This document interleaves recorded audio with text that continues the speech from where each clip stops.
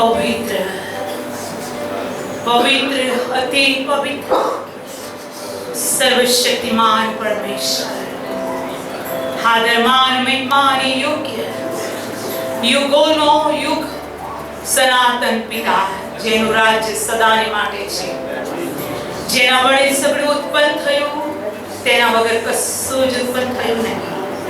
એ મહાન પ્રભુ, આ સવારે મેં તારી સ્તુતિ કરીએ છીએ. ઓ દેવનો હલવાન, તારું રક્ત સર્વદેશના ભાષાના કુળોના લોકોને છોડાવવાની શક્તિમાન છે. એ રક્ત દ્વારા हमें प्रभु यीशु तुम्हारी पवित्र हजूर में प्रवेश करिए छे. रक्त द्वारा हमें तारी हजूर में आव्या छे અને અમે ચાહીએ છીએ કે ઓ મારા બાપ, જેમ સ્વર્ગમાં તેમ અમારામાં તમારી મરજી પૂરી થાવ. અને આજ અમારી મધ્ય તને માન મહિમા તથા ગૌરવ મળો. અમારી સ્તુતિના દરેક અર્પણો પિતા તમારી ગણમાન્ય થાવ. પ્રભુ યીશુના નામમાં amen. Praise the Lord. Praise the Lord. આજે હું પ્રભુનો ખૂબ આભાર માનું છું, સ્તુતિ કરું છું અને આપણા તારનાર પ્રભુ ઈસુ ખ્રિસ્તના પરાક્રમી નામમાં આપ સર્વનું ખ્રિસ્ત ઈસુમાં સ્વાગત થતા. પ્રભુ ઈસુની કૃપા તથા શાંતિ આપ સર્વના ઉપર अधिक रहे. आमीन. मैं आज परमेश्वर को बहुत धन्यवाद देती हूँ. आज हमारा संदेश की भाषा हिंदी रहेगी, क्योंकि आज हमारे बीच में हमारे प्यारे अजीज उल्लासनगर से आए हैं. Praise the Lord.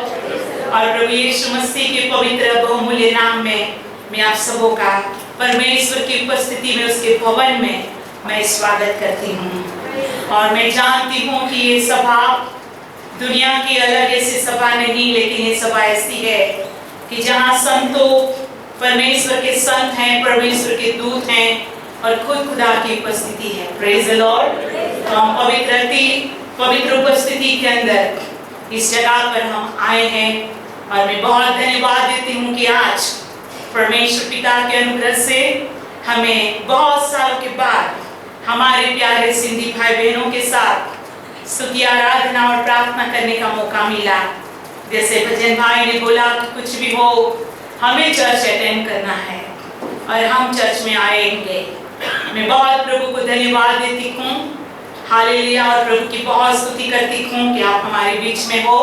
प्रभु की बहुत स्तुति हो और धन्यवाद देती. ऐसा समय था सालों के पहले, मैं हर एक महीना या 2 महीने में एक बार उल्लासनगर में आती थी. जब मेरी 2 छुट्टी हो जाती थी, मेरी सीधी सफर उल्लासनगर में रहती थी और बहुत उल्लासनगर के प्यारों के साथ परमेश्वर का सुसमाचार, आराधना और आशीष करने का बहुत ही सौभाग्य दिया. सबसे पहले तो मैं प्रभु को धन्यवाद देती हूँ. ईयर बहुत याद नहीं है, हो सकता है 97, 98, आई डोंट नो. और उस समय के अंदर 17 लोग यहाँ आए थे उल्लासनगर से ब्रदर हरीश के साथ. Praise the Lord. और बहुत अच्छा समय रहा था.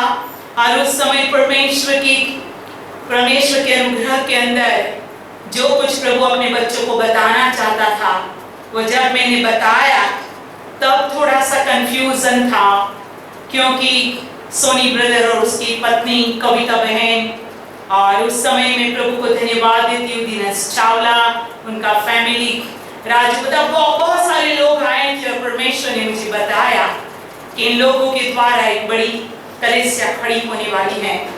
और जब मैंने बताया सोनी ब्रदर को और दिनेश भाई को कि परमेश्वर एक बड़ी कलीसिया आपके घर से शुरू करने वाला है और प्रभु का बहुत बड़ा काम होगा, मे बी 97, 98, मैं आज भी कहती हूँ, मुझे याद नहीं जब तक कि मैं अपनी डायरी में न देखूं. और सुमन, हाँ 97, वेरी गुड. प्रभु की स्तुति हो. और मैं प्रभु को धन्यवाद देती हूँ. उस समय सिस्टर कविता ने अपने पति से कहा, अरे बाप रे, हम कहाँ बाइबल को जानते हैं, इसके अंदर तो अयूब लिखा है, इसके अंदर तो दाऊद लिखा है, इसके अंदर इब्राहिम लिखा है, अरे बाप रे, हम कैसे ऐसा हो सकते हैं. लेकिन मैं प्रभु को धन्यवाद देती हूँ परमेश्वर पिता अनजान जो लोग नहीं जानते उनको परमेश्वर अपने ज्ञान देकर अपनी महिमा को प्रकट कर सकता है। Praise the Lord. कैसे हो सकता है कि हम कलीसिया चलाए कि जब हमको बाइबल में कुछ पता नहीं है, लेकिन ये चीज सही आप जाके भी पूछ सकते हो कि श्रेष्ठ ऐसा बताती थी वो सही है कि नहीं। लेकिन उस समय जो भी परमेश्वर ने दिनेश भाई के लिए, दिनेश चावला के लिए बताया, सोनी ब्रदर के लिए बताया, आज बड़ी कलीसिया उल्लास नगर में है। Praise the Lord. Pastor hero के लिए, पास्टर राजू के लिए मैं बहुत धन्यवाद देती हूँ, क्योंकि जो काम प्रभु करता है वो सचमुच में उसकी नींव चट्टान में डालकर करता है। प्रभु का काम ऐसा वैसा नहीं होता है। प्रभु का काम बिल्कुल सच, क्या कहते हैं कि सही मायने से होता है, और प्रभु जो करता है उसके सामने कोई प्रश्न नहीं पूछता। हाँ, जरूर विश्वासी जीवन के अंदर कई प्रकार की मुसीबत, कई प्रकार की तकलीफ, कई प्रकार की समस्या, कई प्रकार का अपमान, निंदा हो सकता है। संसार हमें स्वीकार नहीं कर सकता, क्योंकि बाइबल में लिखा है यदि तुम इस संसार के होते तो संसार तुम्हें प्रेम करता, लेकिन तुम इस संसार के नहीं हो, मैंने इस संसार से तुम्हें अलग किया है।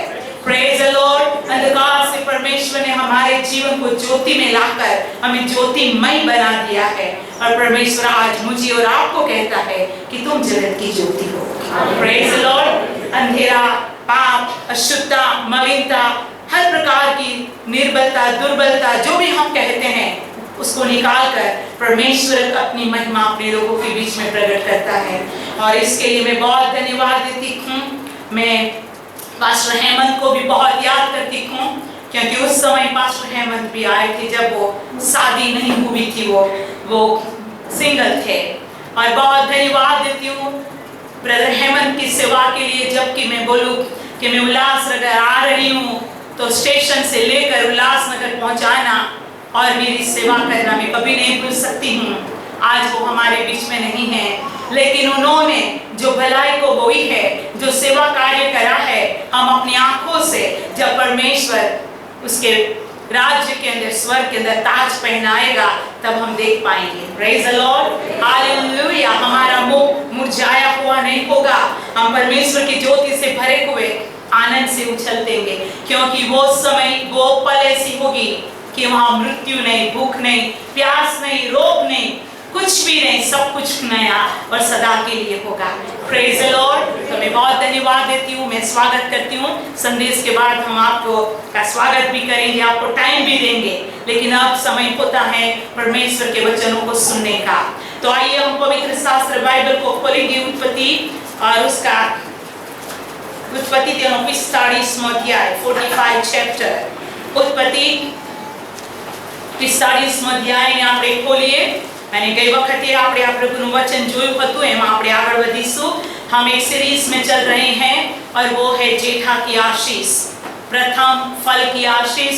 याकूब के जीवन की यात्रा के बारे में प्रभु हमसे करीब 1.5 साल से इसी वचन से हमारे साथ बातें कर रहा है। तो हम उत्पत्ति 45 को निकालेंगे और उसके पहले हम उत्पत्ति 28 अध्याय और उसकी 15 आयत हम एक साथ में पढ़ेंगे।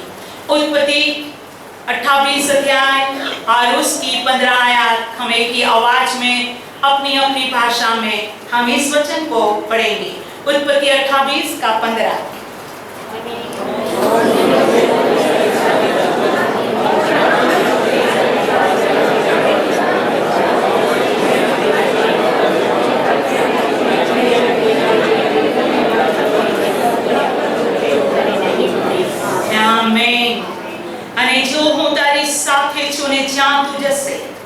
ત્યાં સર્વ ઠેકાણે હું તને સંભાળીશ અને આ દેશમાં તને પાછો લાવીશ, કેમ કે જે મેં તને કહ્યું તે પૂરું કર્યા વગર હું તને મૂકીશ નહીં।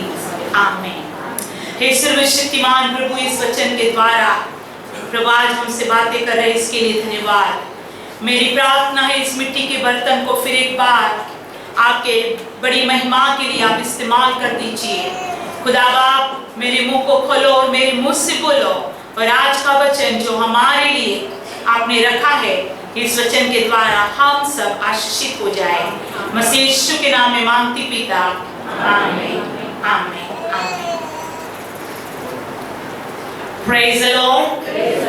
हम जानते हैं परमेश्वर पिता अपने लोगों को जेठा की आशीष या ना पहला फल की आशीष, प्रेज द लॉर्ड, परमेश्वर हमें देना चाहता है, जिसको हम गुजराती में कहते हैं ज्येष्ठ पुत्र, प्रेज द लॉर्ड। और मसीह के अंदर परमेश्वर के वचन के मुताबिक हम सब सर्वशक्तिमान परमेश्वर के नजरों में हम जेठा है, प्रेज द लॉर्ड। मतलब कि परमेश्वर ने अपने राज्य के लिए हमें प्रथम फल बनाया है, प्रेज द लॉर्ड। और परमेश्वर जो प्रथम है उसको जो आशीष देता है, जो आशीष को हमने बीते दिनों के अंदर देखा कि याकूब को कैसा उसके पिताजी ने आशीष दिया।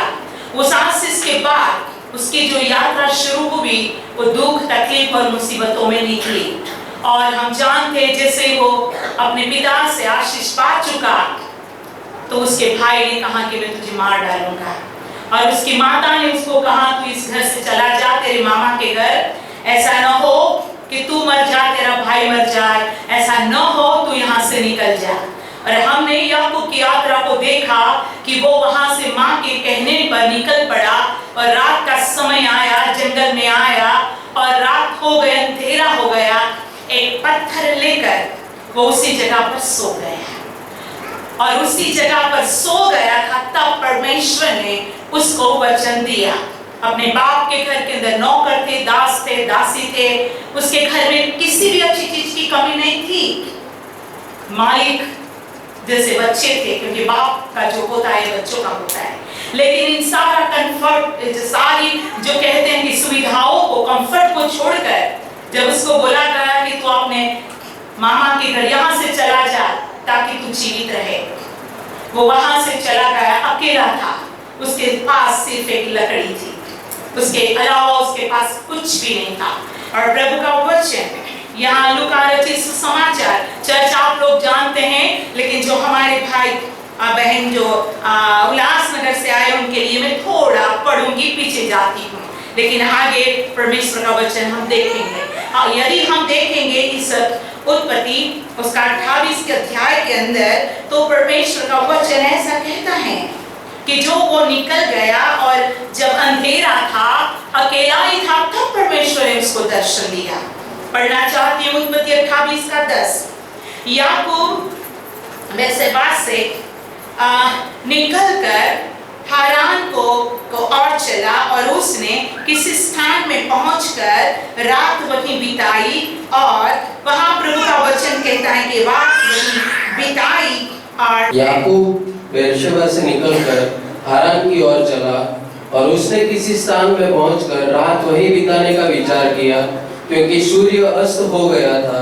इसलिए उसने उस स्थान के पत्थरों में से एक पत्थर ले अपना तकिया बना कर रखा और उसी स्थान में सो गया। तब उसने स्वप्न में क्या देखा कि एक सीढ़ी पृथ्वी पर खड़ी है और उसका सिरा स्वर्ग तक पहुंचा है और परमेश्वर के दूत उस पर से चढ़ते उतरते हैं। और यहोवा उसके ऊपर खड़ा होकर कहता है, मैं यहोवा तेरे दादा अब्राहम का परमेश्वर और इसहाक का भी परमेश्वर हूँ। जिस भूमि पर तू लेटा है उसे मैं तुझको और तेरे वंश को दूंगा, और तेरा वंश भूमि की धूल के किनकों के समान बहुत होगा, और पश्चिम, पूरब, उत्तर, दक्षिण चारों ओर फैलता जाएगा, और तेरे वंश के द्वारा पृथ्वी के सारे कुल आशीष पाएंगे। और सुन, मैं तेरे संग रहूंगा और जहाँ कहीं तू जाए वहाँ तेरी रक्षा करूंगा और तुझे इस देश में लौटा ले आऊंगा। मैं अपने कहे हुओं को जब तक पूरा न कर लूं तब तक तुझको न छोड़ूंगा।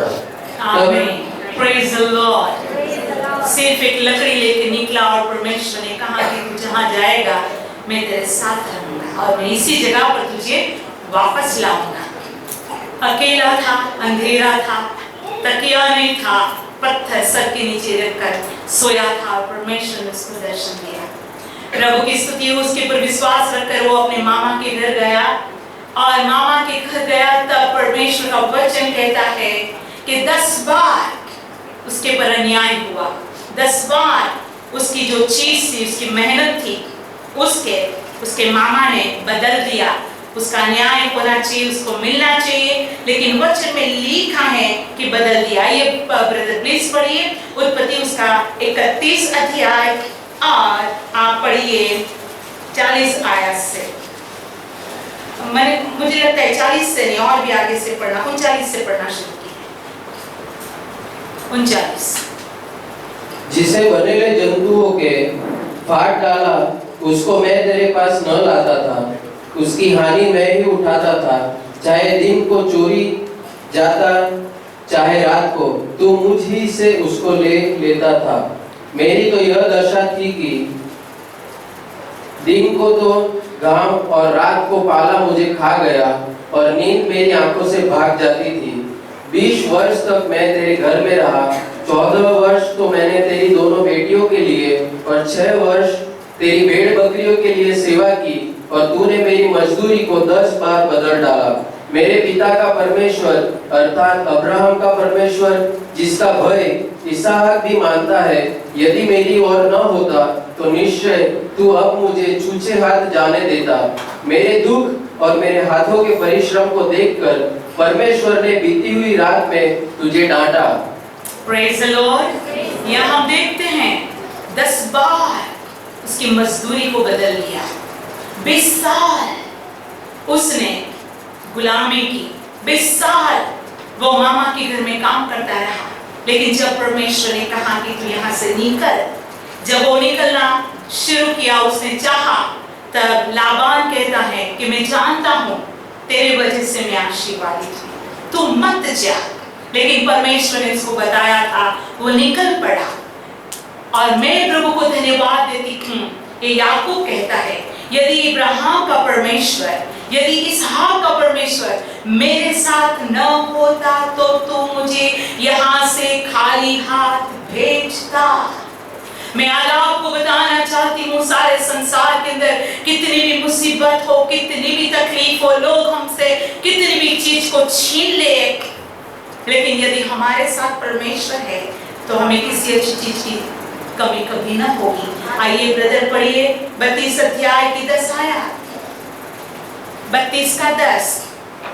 तूने जो जो काम अपनी करुणा और सच्चाई से अपने दास के साथ किए हैं, कि मैं जो अपनी छड़ी ही लेकर इस यरदन नदी के पार उतर आया, और अब मेरे 2 दल हो गए हैं, तेरे ऐसे ऐसे कामों में से मैं एक के भी योग्य तो नहीं हूँ। या वो कहता है मैं योग्य नहीं हूँ, मैं तो सिर्फ एक लकड़ी लेकर यहाँ से निकला था, लेकिन आज मेरे पास 2 दल है। Praise the Lord.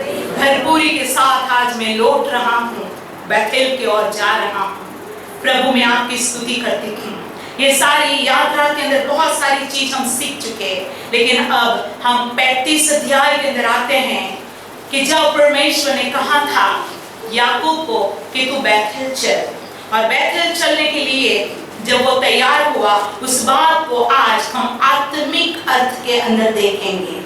Praise the Lord. वो जो सारी चीज आज हम सुनेंगे उसके अंदर स्पिरिचुअल मीनिंग रहेगा, क्योंकि परमेश्वर का वचन मेरे और आपके लिए जीवन की रोटी है।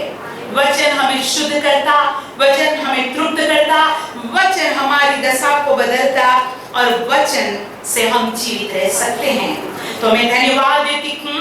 हम 35 अध्याय तक आए हैं याकूब की यात्रा के अंदर, और वहां परमेश्वर कहता है, तब परमेश्वर ने याकूब से कहा, यहाँ से निकलकर बैतल को जा और वहीं रह, जा और वहीं रह, और वहां परमेश्वर के लिए वेदी बना, जिसने तुझे उस समय दर्शन दिया था जब तू अपने भाई एसाव के डर से भागा जाता था। तब याकूब ने अपने घराने से और उन सबों भी जो उसके संग थे कहा, तुम्हारे बीच में जो पराये देवता हैं उन्हें निकाल के फेंको, और अपने अपने को शुद्ध करो और वस्त्र बदल डालो।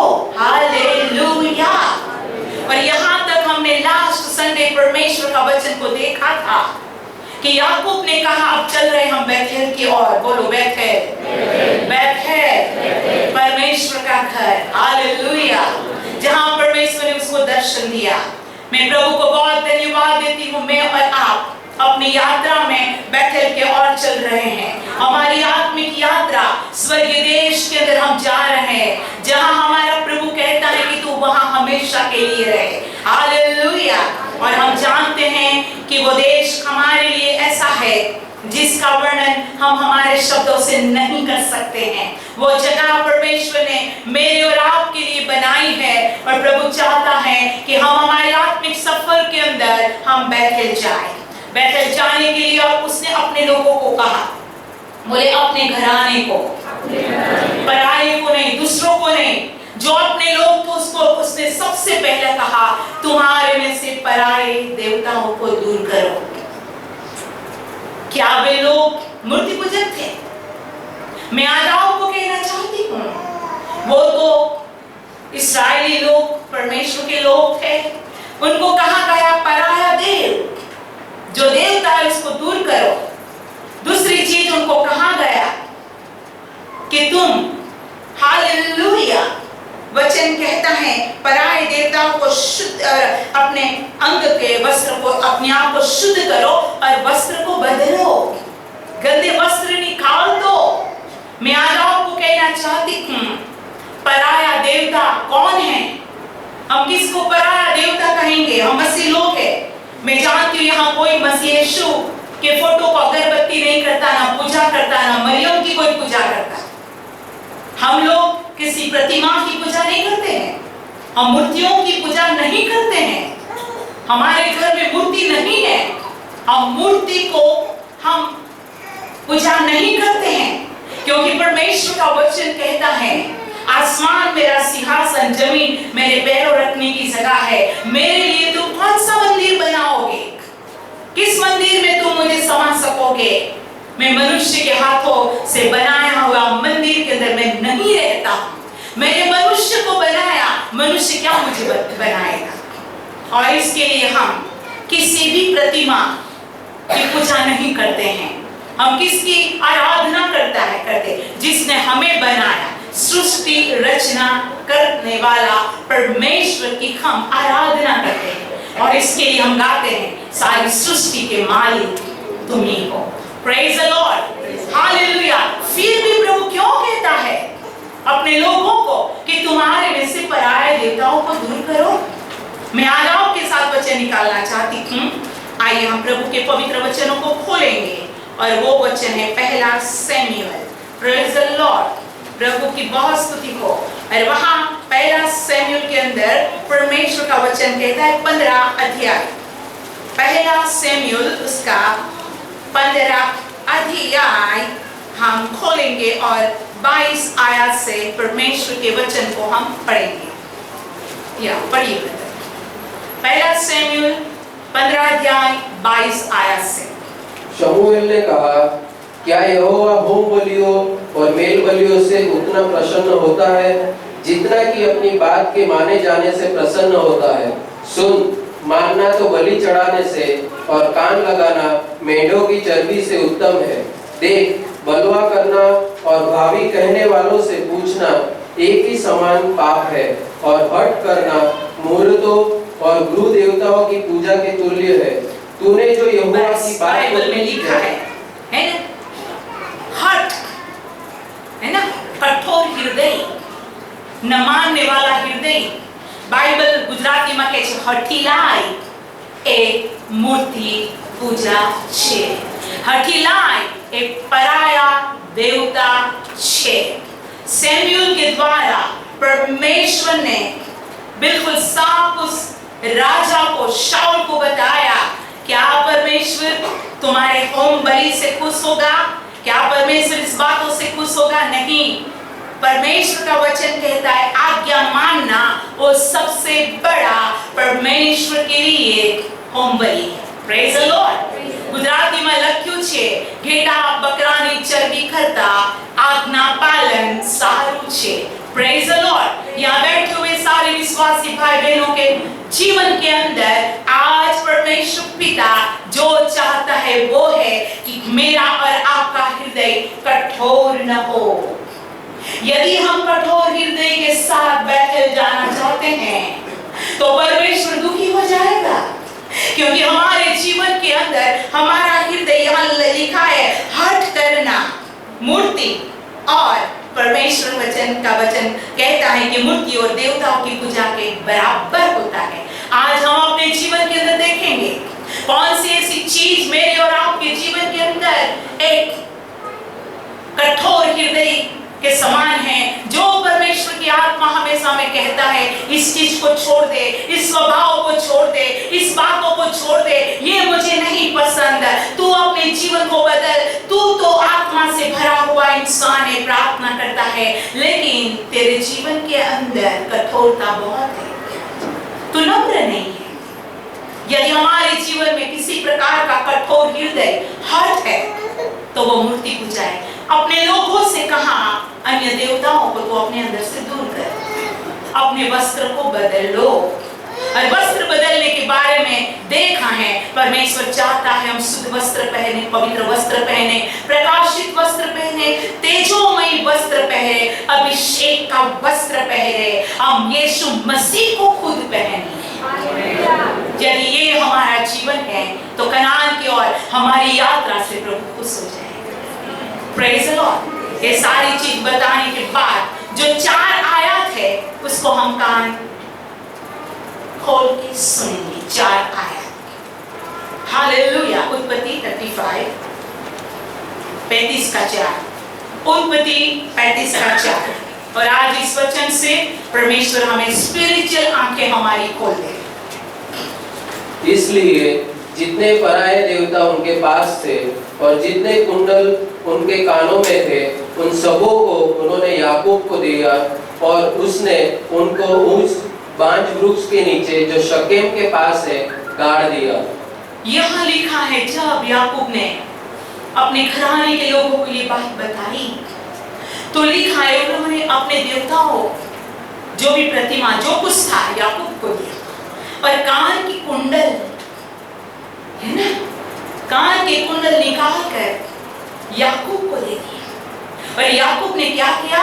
बांज वृक्ष के नीचे उसको गाड़ दिया।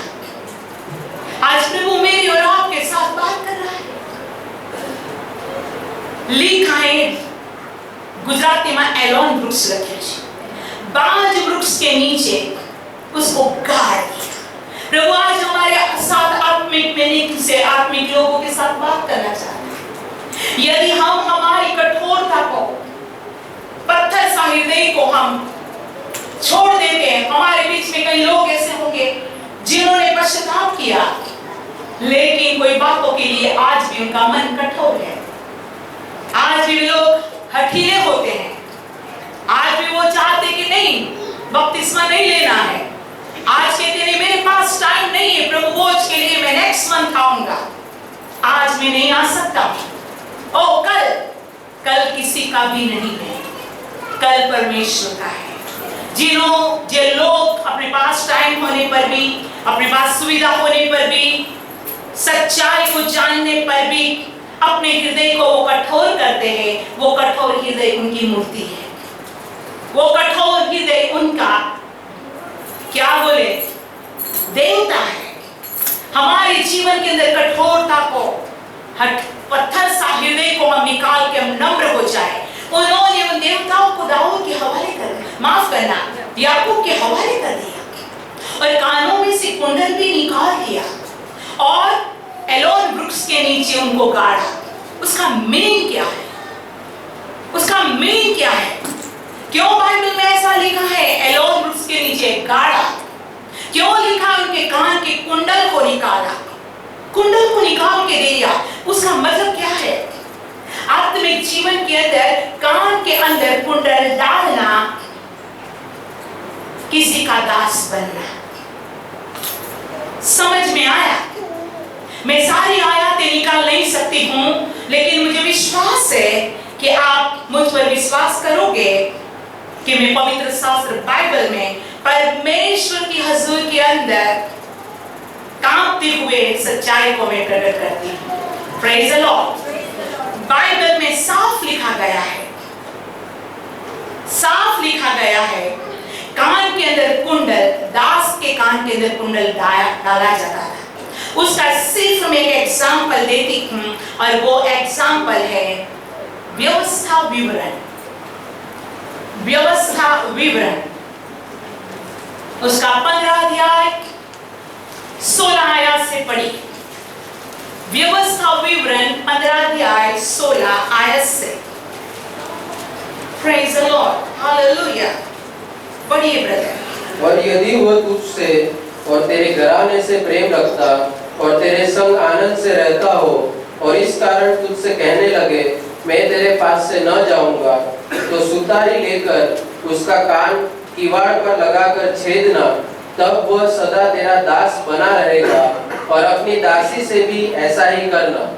यहाँ लिखा है, यदि कोई तेरा दास बनना चाहता है, बोलो दास, दास। यदि कोई तेरा दास बनना चाहता है अपनी इच्छा के मुताबिक, तो उसको क्या करना? दरवाजे के पास खड़ा कर देना और उसके कान को क्या करना?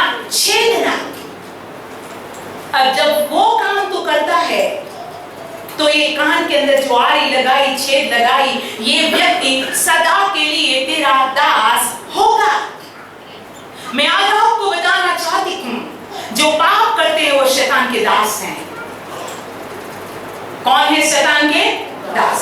फॉर एग्जाम्पल, रोमियों की पत्री उसका 6वां अध्याय और हम 17 आयत से पढ़ेंगे। रोमी 6 17 से 22 तक हम पढ़ेंगे। Praise the Lord, hallelujah. परंतु परमेश्वर का धन्यवाद हो कि तुम जो पाप के दास थे, अब मन से उस उपदेश के मानने वाले हो गए जिसके सांचे में ढाले गए थे, और पाप से छुड़ाए जाकर धर्म के दास हो गए। मैं तुम्हारी शारीरिक दुर्बलता के कारण मनुष्यों की रीति पर कहता हूँ, जैसे तुमने अपने अंगों को कुकर्म के लिए अशुद्धता और कुकर्म के दास करके सौंपा था, वैसे ही अब अपने अंगों को पवित्रता के लिए धर्म के दास करके सौंप दो। जब तुम पाप के दास थे तो धर्म की ओर से स्वतंत्र थे। अतः जिन बातों से अब तुम लज्जित होते हो, उनसे उस समय तुम क्या फल पाते थे, क्योंकि उनका अंत तो मृत्यु है। परंतु अब पाप से स्वतंत्र होकर और परमेश्वर के दास बनकर तुमको फल मिला, जिससे पवित्रता प्राप्त होती है और उसका अंत अनंत जीवन है। Praise the Lord। जब तुम पाप करते थे ना, तुम शैतान के दास थे। तुम्हारे कानों में शैतान का दासत्व का कुंडल था। तुम शैतान के दास थे। जब तुम पाप करते थे, अंधेरे में थे, तब तुम पाप के, शैतान के दास थे। लेकिन परमेश्वर ने तुम्हें उनसे छुड़ाया। Praise the Lord, Hallelujah। और तुम अब शैतान के दास नहीं, लेकिन तुम परमेश्वर के पुत्र हो। Praise the Lord। क्योंकि परमेश्वर का वचन साफ साफ कहता है, गलातियों की पत्री 4 और 7 के अंदर लिखा है कि तुम शैतान के दास नहीं, लेकिन तुम परमेश्वर के पुत्र हो। धन्यवाद, हालेलुया। दास किसके थे? शैतान के थे। जो घराने के लोग दाऊद याकूब के साथ निकले थे, उन्होंने अपना कान का कुंडल लेकर याकूब को दे दिया। जो गुलामी थी, जो गुलामी की निशानी थी, उसको कानों से निकाल कर उसने दे दिया, और उसने बांज वृक्ष यानी एलोन के नीचे गाड़ दिया। अब मैं आगे बोलना चाहती हूँ, हम परमेश्वर के दास, अब हम परमेश्वर के दास है, हम शैतान के दास नहीं। Praise the Lord, hallelujah. इसके लिए वचन निकालेंगे, लेवियों का देखेंगे हम। लेवी 14 के अंदर, या प्रभु की स्तुति हो, लेविटिकस लेवी 14 के अंदर एक शुद्धिकरण की बातें लिखी गई है, लेकिन हम सब पूरा अध्याय को नहीं पढ़ेंगे, लेकिन मैं संक्षेप में आपके साथ बात करूंगी। आइए 14 अध्याय को खोलकर पढ़ना शुरू करिए ब्रदर।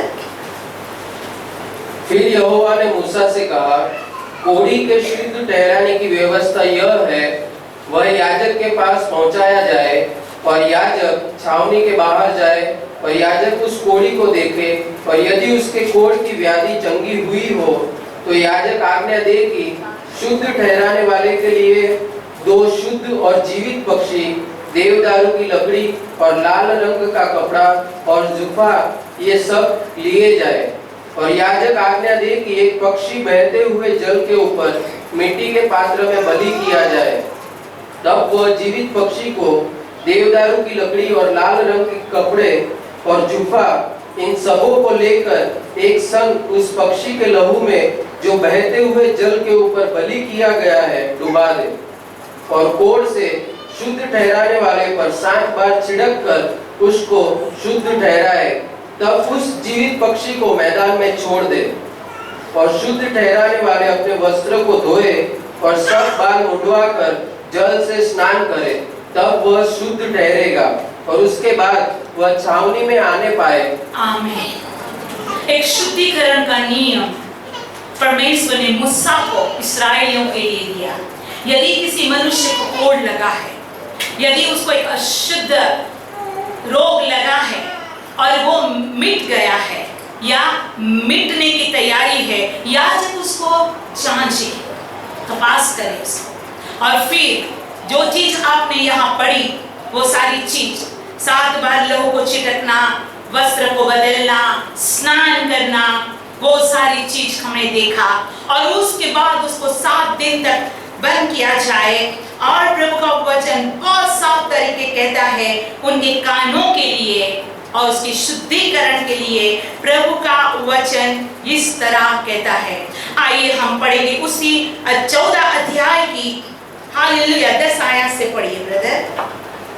8वें दिन वह 2 निर्दोष भेड़ के बच्चे और 1 वर्ष की निर्दोष भेड़ की बच्ची और अन्न बलि के लिए तेल से सना हुआ एपा का 3.5 अंश मैदा और लोज भर तेल लाए और शुद्ध ठहराने वाला याजक इन वस्तुओं समेत उस शुद्ध होने वाले मनुष्य को यहोवा के सम्मुख मिलाप वाले तंबू के द्वार पर खड़ा करे। यस। फिर 8वें दिन और एक आज्ञा, तेल और वस्त्र। Praise the Lord. मैदा, ये सारी चीज का मीनिंग है।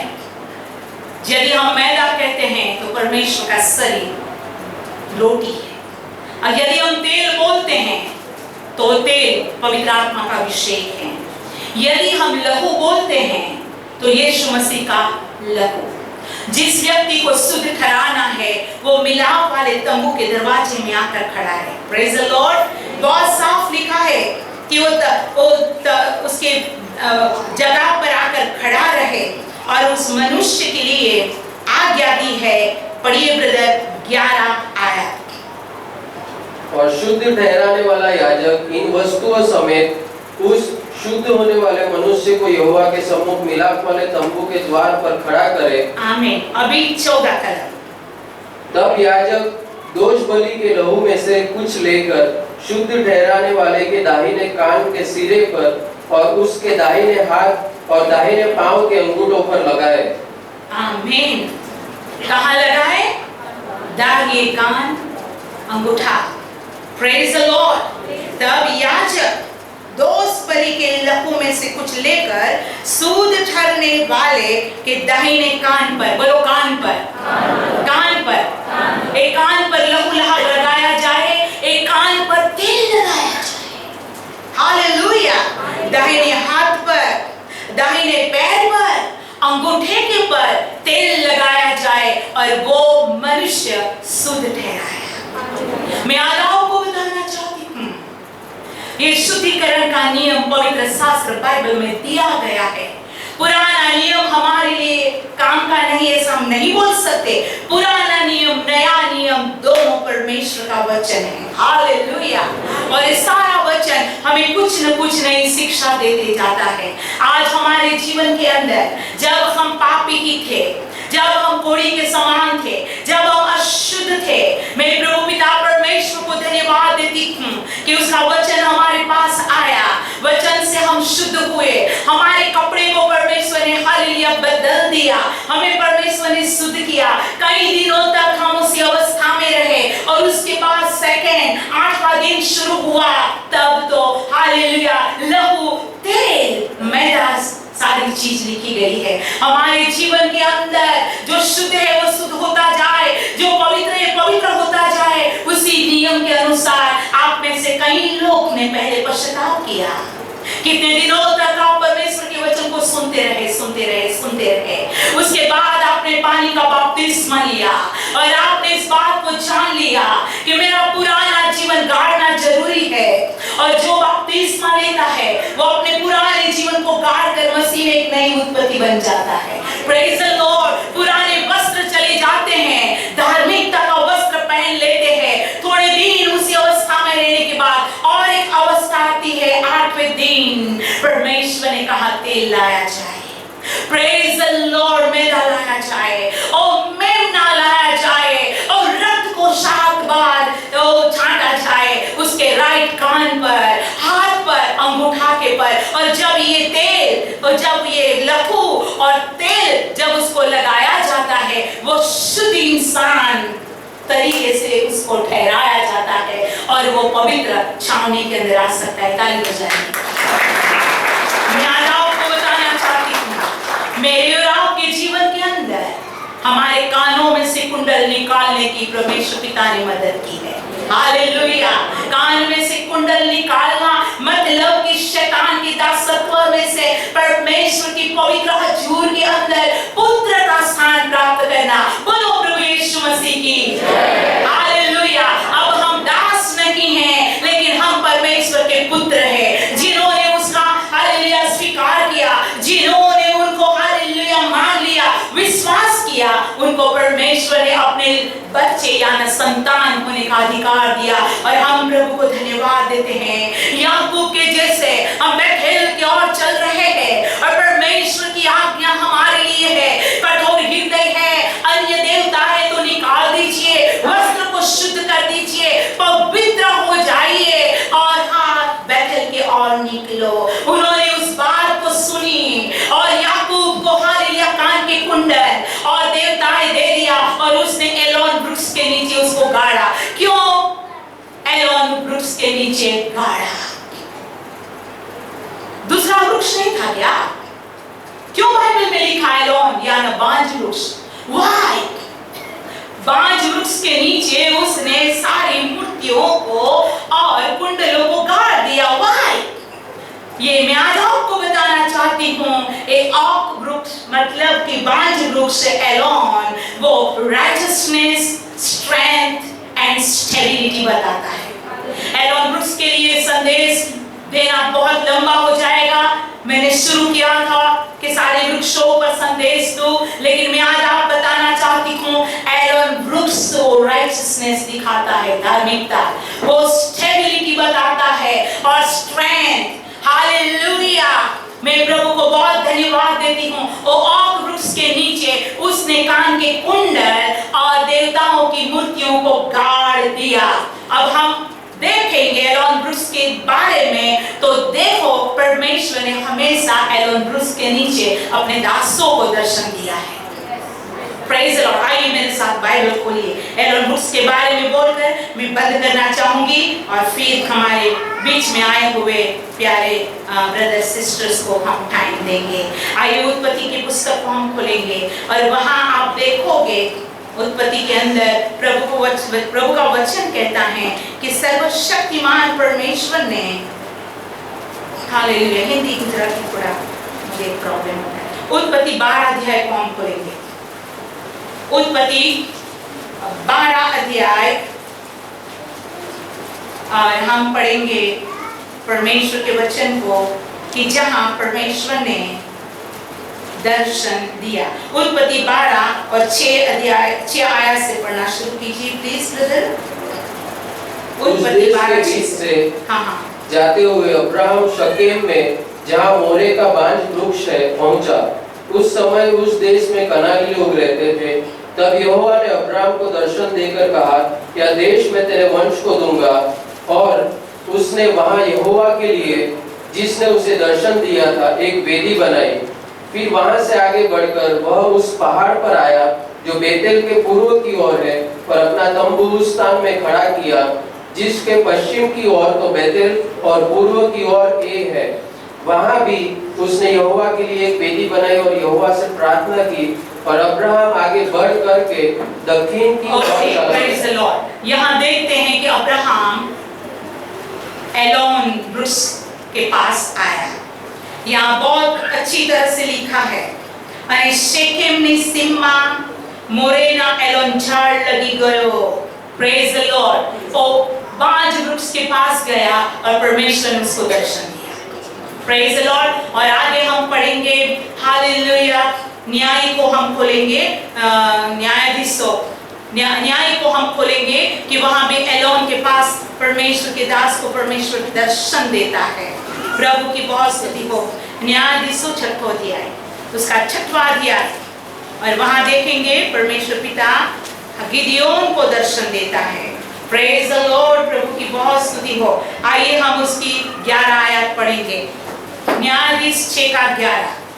फिर यहोवा का दूत आकर उस बांज वृक्ष के तले बैठ गया, और ओप्रा में अबीएजरी योआश का था, और उसका पुत्र गिदोन एक दाखरस के कुंड में गेहूं इसलिए झाड़ रहा था कि उसे मिद्यानियों से छिपा रखे। वहां लिखा है, बांज वृक्ष के पास परमेश्वर का दूत आकर बैठा।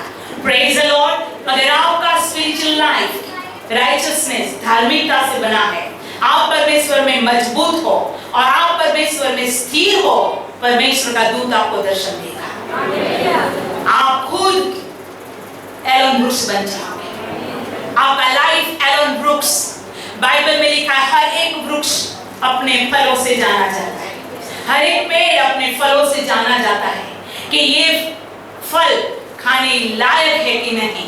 ये वृक्ष फल से जाना जाता है। ये वृक्ष को फल आया है लेकिन जहरीला है। ये वृक्ष को फल आया है लेकिन खाने के काम में। ये वृक्ष के पत्ते दवाई के काम में। प्रभु का वचन कहता है कि मेरा और आपका जीवन एलोन वृक्ष के जैसा हो। Praise the Lord. हालेलुया। और प्रभु का और भी वचन, बहुत सारे एलोन वृक्ष के बारे में मैं वचन निकाल सकती हूँ, लेकिन अभी मुझे लगता है कि काफी देर होता जाता है। प्रभु हमें उस वचन से आशीष करे। जब मैं एलोन वृक्ष के बारे में या बांज वृक्ष के बारे में संदेश दूंगी, तब पूरी तौर से दूंगी। प्रभु की बहुत स्तुति हो। उसने एलोन वृक्ष के नीचे देवताओं की प्रतिमा और कान की कुंडल को गाड़ दिया, और परमेश्वर की क्या अद्भुत कार्य हुआ। आइए वही 35 अध्याय के अंदर देखेंगे उसका कारण क्या हुआ। 4 और 5 पढ़िए और फिर हम संदेश को बंद करते हैं। 35 अध्याय 4 और 5। Praise the Lord. हालेलुया। इसलिए जितने पराये देवता उनके पास थे और जितने कुंडल उनके कानों में थे, उन सबों को उन्होंने याकूब को दिया, और उसने उनको उस बांज वृक्ष के नीचे जो शकेम के पास है गाड़ दिया। तब उन्होंने कूच किया, और उनके चारों ओर के नगर निवासियों के मन में परमेश्वर की ओर से ऐसा भय समा गया कि उन्होंने याकूब के पुत्रों का पीछा न किया। आमीन। ये गाड़ने के बाद एक ऐसी चीज हो गई, परमेश्वर का भय लोगों के जीवन में आया और लोगों ने उनको सताना नहीं चाहा। वे लोग डरने लगे, हो ये परमेश्वर के लोग हैं, ये परमेश्वर के लोग हैं। उनके संतानों को लोगों ने सताया नहीं, क्योंकि परमेश्वर ने उनके मन में डर रखा था कि परमेश्वर के छाए। क्या आप नहीं जानते हैं कि जब परमेश्वर की प्रजा बाहर निकली और जब लोगों ने सुना कि इस्राएली लोग, हालेलुया, जिसको परमेश्वर पिता ने, हालेलुया, यरदन से उस पार निकाला, जिसके लिए लाल समुद्र भी सूख गया, ये इस्राएली लोग आ रहे, तब बाइबल में लिखा है कि लोग डरने लगे। मैं पढ़ना चाहती हूँ यहोशू 5, और वहां परमेश्वर का वचन साफ तरीका से ऐसा बोल रहा है, यहोवा ने इस्राएलियों को पार होने तक उनके सामने से यरदन का जल हटाकर सूखा रखा है, और तब इस्राएलियों के डर के मारे उनका मन घबरा गया और उनके जी में जी न रहा, घबरा गए। ये लोग आए, कौन? यरदन ने उनको जगा दी। उसका परमेश्वर उसके पास है। वैसा ही याकूब के संतानों के लिए उस देश के अंदर लोग डरने लगे और किसी ने याकूब के संतानों को सताया नहीं। आज का मैसेज प्रभु आज हमसे बातें कर रहे हैं। यदि हमारे जीवन के अंदर कोई कठोरता, कोई हार्डनेस है, हम निकाल कर उसको बांध उसके नीचे गाड़ दे। Praise the Lord. हमारे जीवन को धार्मिक बनाए, हमारे जीवन को स्ट्रांग बनाए, हमारे जीवन को आगे बढ़ाए, क्योंकि परमेश्वर पिता हमारे साथ है। आइए हम अपने पैरों पर खड़े हो जाएं। हम सब अपने पैरों पर खड़े हो जाएं, अपने हाथों को स्वर्ग की ओर बढ़ाएं और प्रभु को धन्यवाद देंगे। हमारा कान आज शैतान के लिए छिदा गया नहीं है। हमारे कान में शैतान के कुंडल नहीं है, लेकिन हमारे कान पर तो यीशु मसीह का लहू है। हमारे कान में तो पवित्र आत्मा का तेल है। हमारे शरीर पर तो पवित्र वस्त्र है। हमको परमेश्वर पिता ने नए जीवन के लिए, स्वर्गीय कनान के लिए, बैथेल के लिए हमें बाहर निकाला है। अब हम में मसीह जीता है।